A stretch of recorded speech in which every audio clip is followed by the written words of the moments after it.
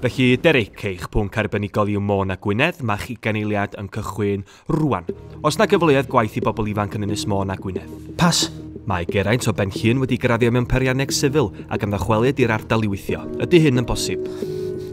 Pas. Mae Sian o Fryngwran yn medru sgwennu cod cyfrifiadurol. Enwch gwmni ar Ynys Môn sydd yn chwilio am sgiliau fel hyn.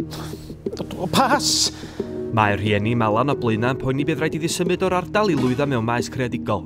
Pa gyngor sa'ch chi roi iddyn nhw? Dwi'n yn gwybod. Pas. Peidiwch a bod fel Derek.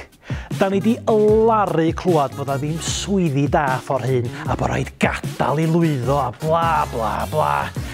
O da ni'n gwybod yn wahanol. Da ni di derbyn yr her i ddangos fod modd cael gyrfa ddisgler reit ar stepan eich drws. Yma yn Ynys Môn a Gwynedd. Ond fydda ni angen eich help chi.